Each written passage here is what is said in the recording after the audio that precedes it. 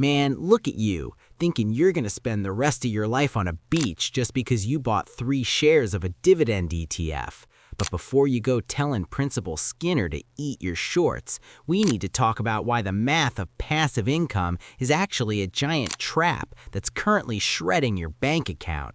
Everyone out there is allegedly selling you this dream where money just grows on trees, but the paper trail shows that most people trying to live off passive income are actually just slowly nuking their net worth while they wait for a check that barely covers a lukewarm squishy.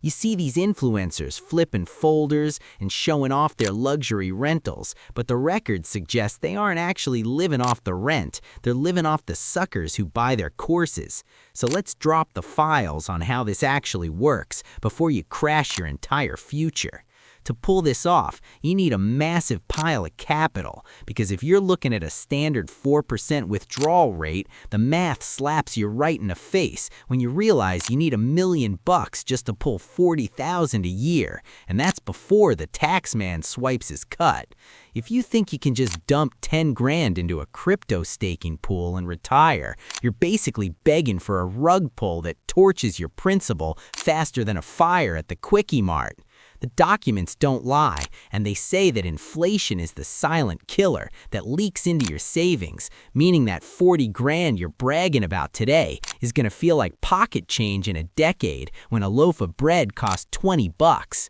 You're over here zooming into spreadsheets and highlighting names of high-yield stocks, but the files suggest that when a company pays a 10% dividend, they're usually dragging their own stock price into the dirt to do it, which shreds your actual wealth while giving you the illusion of profit. It's a total shell game where you're swiping through photos of yachts while your actual capital is getting nuked by market volatility and maintenance fees that the gurus conveniently forget to mention in their TikToks.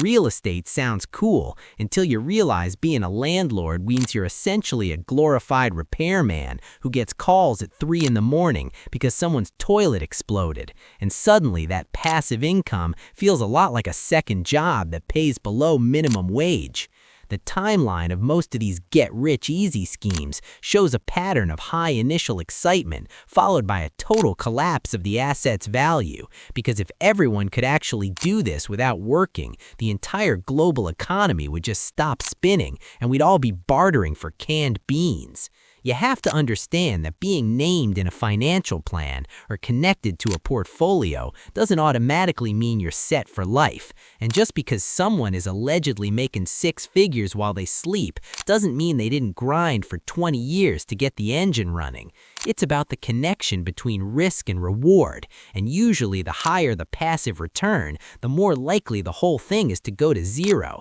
and leave you standing there looking like a total dork. So yeah, keep chasing the dream if you want, but the cold coffee on my desk says I'm staying in the real world, where the only thing that's truly passive is the way my brain melts while I'm staring at these red candles on my phone screen. Just remember that being featured in a success story or connected to a big win doesn't mean you've escaped the system. It just means you've found a different way to play a game that's rigged from the start. So don't come crying to me when your battery dies and you're still broke.